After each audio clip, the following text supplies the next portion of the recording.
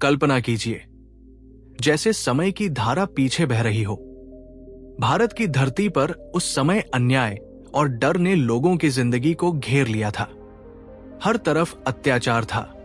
साधु संत और आम लोग तक भयभीत थे। सबकी एक ही पुकार थी, हे प्रभु, हमें इस अंधकार से बचाइए।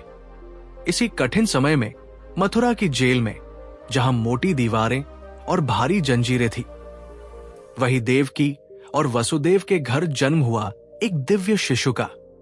यह जन्म सिर्फ एक बच्चे का जन्म नहीं था, बल्कि एक वादा था कि जब अधर्म बहुत बढ़ जाता है, तब भगवान स्वयं धरती पर आते हैं संतुलन बनाने।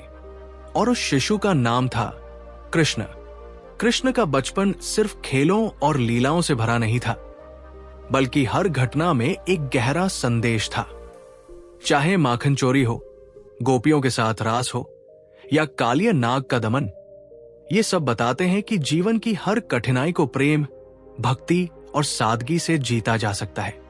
बड़े होकर कृष्ण ने सिर्फ अत्याचारी कंस का अंत नहीं किया, बल्कि द्रौपदी की लाज बचाई, अर्जुन को धर्म का ज्ञान दिया और महाभारत के युद्ध में गीता का अमर संदेश दिया। उन्होंने साबित किया कि भगवान केवल शक्ति नहीं होते, वे दोस्त भी होते हैं, प्रेमी भी, गुरु भी और सच्चे मार्गदर्शक भी। The complete life of Krishna नामक ये किताब कृष्ण के पूरे जीवन को समेटती है, जन्म से लेकर महाभारत की रणभूमि तक। इसमें महाभारत, पुराण और परंपराओं के आधार पर बताया गया है कि कृष्ण कैसे महायोगी बने, वो जो केवल दूसरों पर नहीं बल्कि अपने आप पर भी विजय पा लेते हैं। इसकी भाषा सरल है, जिससे हर उम्र का पाठक इसे आसानी से समझ सकता है। ये किताब केवल कृष्ण की कहानी नहीं, बल्कि ये सिखाती है कि अंधकार कितना भी गहरा हो, प्रकाश हमेशा जन्म लेता है। अध्याय 1, जन्म का चमत्कार, कृष्ण का अवतार। उस रात मथुरा का आकाश किसी तूफान की तरह गरज रहा था। बादल कड़क रहे थे, बिजली चमक रही थी और धरती जैसे भय से कांप रही थी। कंस का अत्याचार इतना बढ़ चुका था कि लोग त्राही त्राही कर उठे थे। साधु, संत और आमजन सभी भीतर से यही प्रार्थना कर रहे थे कि अब कोई दिव्य शक्ति इस अंधकार को मिटाए। मथुरा की कारागार उस समय भय और निराशा का प्रतीक थी। ऊंची मोटी दीवारें, लोहे की मजबूत सलाखें और बाहर खड़े सैनिकों की तलवारें मानो हर आशा को कुचल रही थी। इसी कारागार में कैद थे वसुदेव और उनकी पत्नी देवकी, जिन्हें केवल इसलिए बंदी बनाया गया था क्योंकि एक भविष्यवाणी ने कहा था कि देवकी का 8वां पुत्र कंस का अंत करेगा। भयभीत कंस ने पहले ही देवकी की 6 संतानों को जन्म लेते ही निर्दयता से मार डाला था। 7वें गर्भ को योगमाया ने अद्भुत चमत्कार से रोहिणी के गर्भ में पहुंचा दिया और वही बालक बाद में बलराम कहलाए। लेकिन अब 8वीं संतान का समय आ पहुंचा था। आधी रात को, जब पूरा नगर गहरी नींद में डूबा था, तभी देवकी की कोठरी में एक अद्भुत प्रकाश फैल गया। ऐसा लगा मानो स्वयं ब्रह्मांड इस घटना का साक्षी बनने आ गया हो। देवकी ने जब अपने पुत्र को देखा तो उनकी आंखों से आंसू बह निकले। वसुदेव ने भी उस शिशु की ओर देखा। उसके छोटे छोटे अंगों से अलौकिक तेज निकल रहा था। उसकी आंखों में दिव्यता थी और माथे पर मानो शंख और चक्र की आभा झिलमिला रही थी। यह साधारण बालक नहीं था, स्वयं नारायण ने अवतार लिया था। और तभी एक के बाद एक चमत्कार घटने लगे। कारागार के दरवाजों पर लगी लोहे की मोटी जंजीरें अपने आप खुल गई। पहरेदार, जो अब तक तलवारें ताने खड़े थे, गहरी नींद में गिर पड़े। तालों ने मानो स्वयं अपने पांव खोल दिए हों। वसुदेव ने देवकी से पुत्र को लिया और कारागार से बाहर निकल पड़े। बाहर मूसलधार बारिश हो रही थी, आसमान से बिजली चमक रही थी, लेकिन वसुदेव के कदमों को कोई रोक नहीं पा रहा था। वो यमुना नदी की ओर बढ़े। यमुना उस रात उफन रही थी। उसका जल किनारों को तोड़कर बह रहा था। लेकिन जब वसुदेव शिशु को लेकर आगे बढ़े तो मानो नदी ने स्वयं रास्ता दे दिया उफनती यमुना दो भागों में बंट गई और बीच में सूखा रास्ता बन गया। वसुदेव उस रास्ते से पार होते चले गए। तभी एक और चमत्कार हुआ। शेषनाग ने अपना विशाल फन फैलाकर शिशु कृष्ण के ऊपर छत्र बना लिया ताकि बारिश की एक बूंद भी उन्हें न छू सके। गोकुल पहुंचकर वसुदेव ने देखा कि नंद बाबा और यशोदा के घर उसी रात एक कन्या का जन्म हुआ था। ये सब योगमाया का ही अद्भुत खेल था। वसुदेव ने शिशु कृष्ण को वहां छोड़ दिया और कन्या को उठाकर मथुरा लौट आए। जैसे ही कंस को यह पता चला, वो दौड़कर कारागार पहुंचा और कन्या को मारने की कोशिश की, लेकिन कन्या उसके हाथ से छूटकर आकाश में जा पहुंची और देवी के रूप में प्रकट हुई। उसने ऊंची आवाज में कहा, अरे मूर्ख कंस, तेरा अंत तो जन्म ले चुका है। चाहे तू कितने भी प्रयास कर ले, अब उसे रोक नहीं पाएगा। इस तरह कृष्ण का जन्म हुआ। यह केवल एक शिशु का आगमन नहीं था, बल्कि ब्रह्मांड का संदेश था कि जब अधर्म अपनी सीमा पार कर देता है, तब धर्म और सत्य की रक्षा के लिए स्वयं भगवान पृथ्वी पर अवतरित होते हैं। कृष्ण का जन्म उस सत्य का प्रतीक है कि अंधकार कितना भी गहरा क्यों न हो, प्रकाश की किरण हमेशा उसे मिटाने के लिए आती है। अध्याय 2, गोकुल की लीलाएं। नंदलाल का बचपन। गोकुल की गलियां उस समय खुशियों से गूंज उठती थी, क्योंकि वहां एक नन्हा बालक था जिसकी शरारतें भी पूजा मानी जाती थी। उसकी किलकारियां पूरे गांव का वातावरण बदल देती और उसकी आंखों की मासूमियत देखकर हर कोई मोहित हो जाता। वही बालक था यशोदा का लाला, नंद किशोर कृष्ण।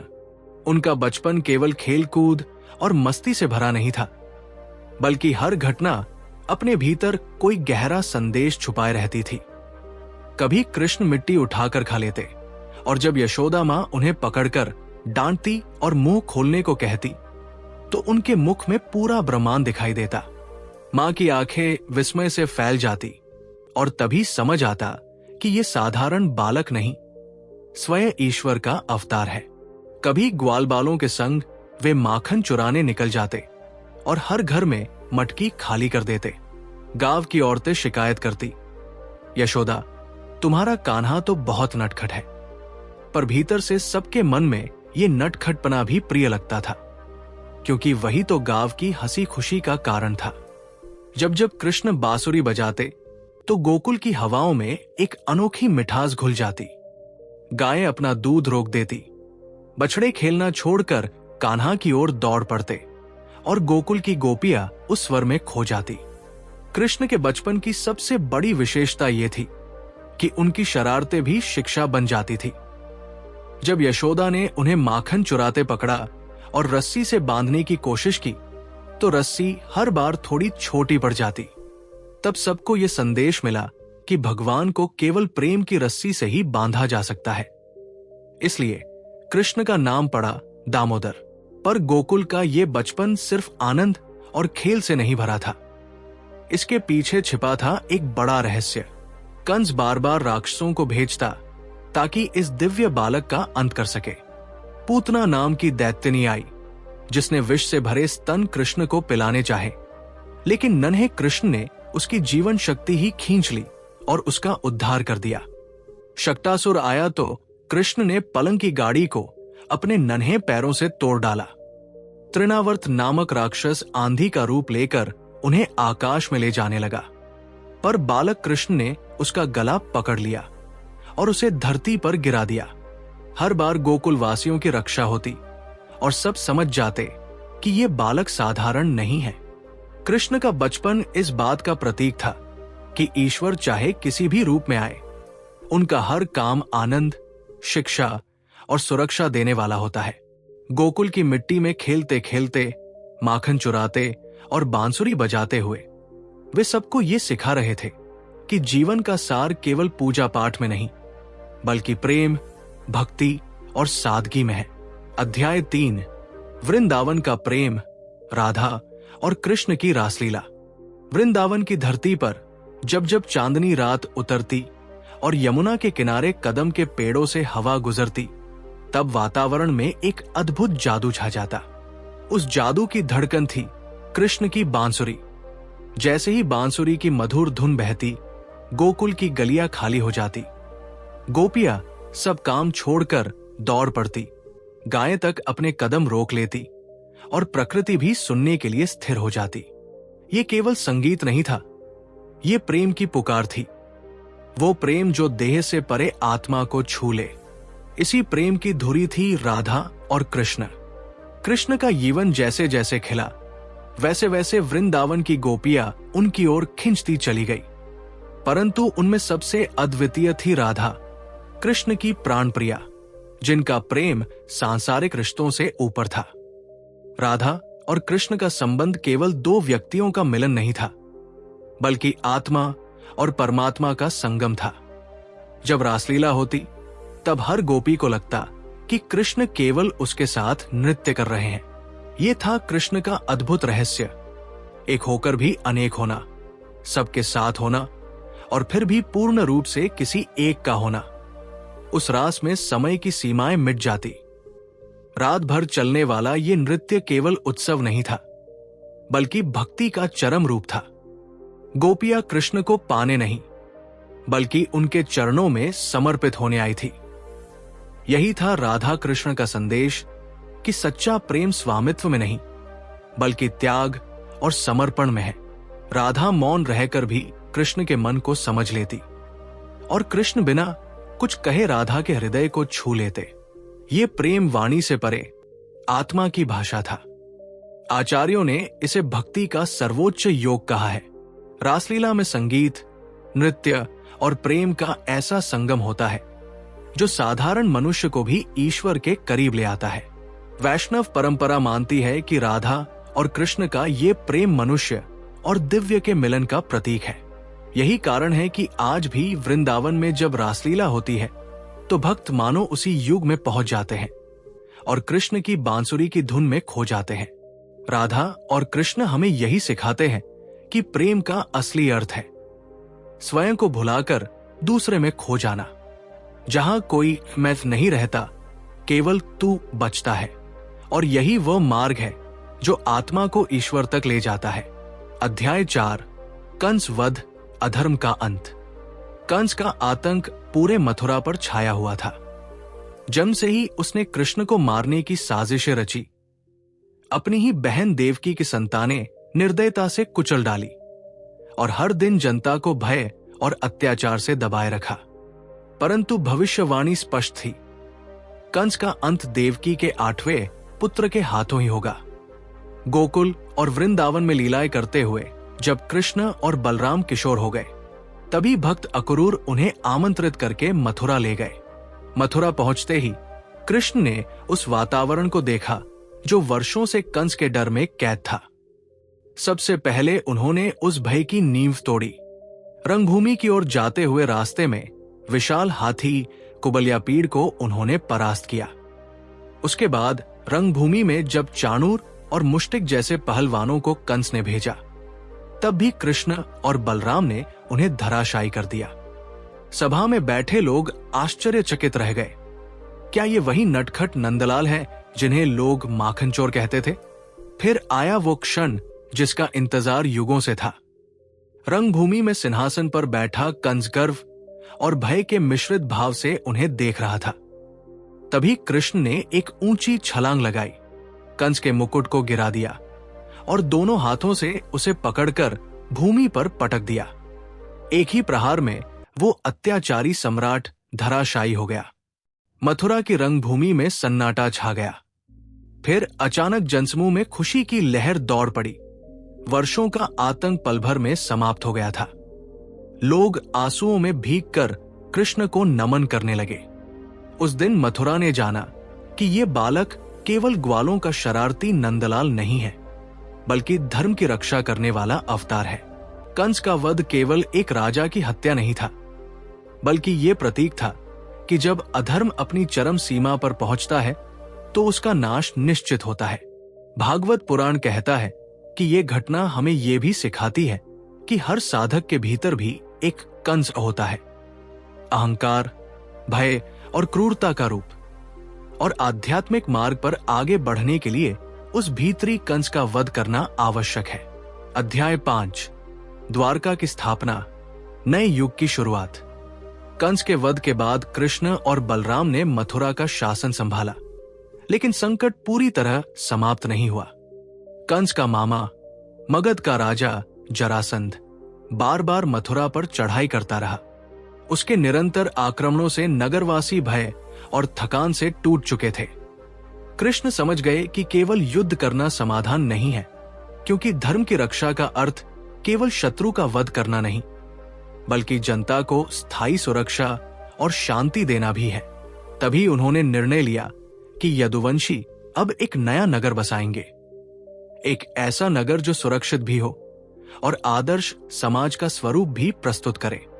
समुद्र तट पर लहरों के किनारे उन्होंने एक नई नगरी का निर्माण किया, जिसे आगे चलकर द्वारका कहा गया।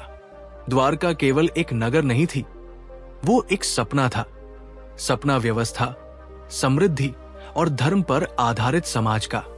उसकी गलियां योजनाबद्ध थी, किले अजेय और मंदिर भव्य। कहते हैं ये नगरी इतनी सुंदर थी कि दूर से चमकती हुई सोने जैसी प्रतीत होती थी, और इसलिए इसे स्वर्ण नगरी भी कहा गया।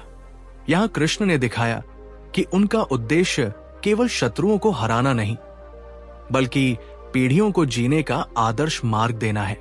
अब वे केवल ग्वाल बालों के साथी या कंसवध करने वाले योद्धा नहीं रहे, बल्कि एक दूरदर्शी शासक और नीति निर्माता बन गए। द्वारका ही वह स्थान था जहां से उन्होंने पांडवों का साथ दिया, जहां से वे महाभारत के युद्ध तक पहुंचे, और जहां से उन्होंने अर्जुन को वो अमर उपदेश दिया जिसे आज हम भगवद गीता कहते हैं। वानमाली लिखती है कि द्वारका कृष्ण की राजनीतिक प्रतिभा का प्रतीक है। उन्होंने ये सिखाया कि धर्म केवल तलवार से नहीं, बल्कि आदर्श व्यवस्था बनाकर भी सुरक्षित रखा जा सकता है। पुराणों में वर्णन है कि अंततः ये नगरी समुद्र में विलीन हो गई, लेकिन आज भी गुजरात के तट पर उसके अवशेष मिलते हैं। ये दिखाता है कि कथा और इतिहास कहीं न कहीं एक दूसरे से जुड़े हैं। कृष्ण की द्वारका हमें ये संदेश देती है कि नेतृत्व का असली अर्थ केवल जीतना नहीं, बल्कि लोगों को दिशा और भविष्य देना है। अध्याय 6, महाभारत की ओर, पांडवों का साथी कृष्ण। द्वारका में आदर्श राज्य की स्थापना के बाद भी कृष्ण का जीवन केवल एक नगर तक सीमित नहीं रहा। हस्तिनापुर की राजनीति में तनाव लगातार बढ़ रहा था। कौरव और पांडवों के बीच का विवाद धीरे धीरे पूरे भारतवर्ष की नियति तय करने वाला था। दुर्योधन का अहंकार और शकुनी की कपट नीति ने राज्य को अधर्म की ओर धकेल दिया। इसी अंधकार में पांडवों के लिए सबसे बड़ा संबल बने कृष्ण। जब द्रौपदी को सभा में अपमानित किया गया, तब कृष्ण ने उसकी लाज बचाकर संसार को दिखा दिया कि धर्म की रक्षा के लिए वे सदैव खड़े रहते हैं।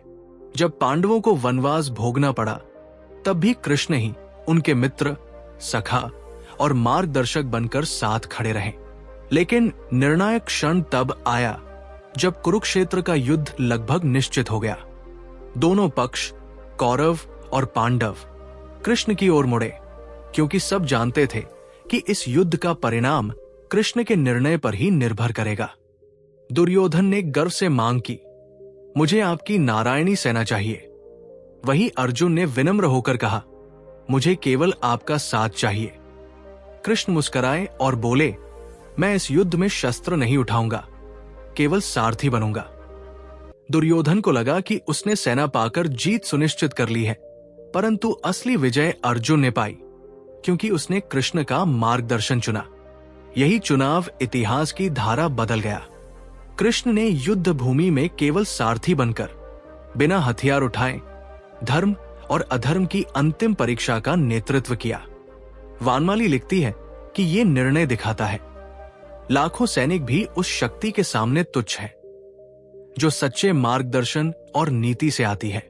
महाभारत में कृष्ण ने हमें यह सिखाया कि असली नेतृत्व सामने तलवार लेकर लड़ने में नहीं, बल्कि पीछे रहकर दूसरों को दिशा देने में है। यही कारण है कि अर्जुन को मिला कृष्ण का साथ ही इस युद्ध का सबसे बड़ा वरदान था। अध्याय 7, कुरुक्षेत्र का युद्ध, गीता का उपदेश। कल्पना करो, कुरुक्षेत्र की विशाल रणभूमि सजी हुई है। शंख बज चुके हैं, नगाड़ों की गूंज आकाश को हिला रही है और लाखों योद्धा आमने सामने खड़े हैं। अर्जुन अपने रथ पर खड़े होकर देख रहे हैं कि सामने केवल शत्रु ही नहीं बल्कि उनके अपने लोग हैं। भीष्म पितामह, द्रोणाचार्य, दुर्योधन और अनगिनत रिश्तेदार, गुरु और मित्र। ये दृश्य देखकर उनके हाथ कांपने लगते हैं। गांडीव धनुष हाथ से छूट जाता है और वे थककर कहते हैं, हे माधव, मैं ये युद्ध नहीं कर सकता। अपनों की हत्या करके मुझे कोई विजय, कोई राज्य, कोई सुख नहीं चाहिए। उस क्षण रणभूमि में सन्नाटा छा जाता है और तभी कृष्ण बोलते हैं, वो वाणी जो आज भी हर युग में गूंजती है, श्रीमद् भगवद गीता। कृष्ण मुस्कुराकर अर्जुन से कहते हैं, अर्जुन, ये युद्ध केवल बाहरी नहीं है, ये तुम्हारे भीतर का भी युद्ध है। तुम्हें मोह, भ्रम और भय से लड़ना है। आत्मा न जन्म लेती है, न मरती है, वो शाश्वत है।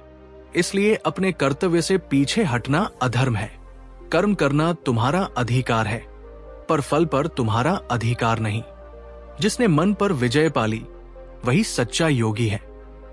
ये उपदेश केवल शब्द नहीं थे, बल्कि जीवन का शाश्वत सत्य था। कृष्ण ने अर्जुन को दिखाया कि ये युद्ध रिश्तों का नहीं, बल्कि धर्म और अधर्म का है। और जब अर्जुन ने कृष्ण का विश्वरूप देखा, पूरा ब्रह्मांड एक ही शरीर में समाया हुआ। अनगिनत मुख, अनगिनत हाथ, अनगिनत रूप, तो उनकी सारी शंका और भय मिट गया। वे कांपते हुए बोले, हे केशव, अब मैं आपकी शरण में हूं। अब मैं आपका आदेश मानकर युद्ध करूंगा। वानमाली लिखती है कि गीता का उपदेश केवल अर्जुन के लिए नहीं था, बल्कि पूरी मानव जाति के लिए था। ये हर युग, हर इंसान के संघर्ष में मार्गदर्शन देता है।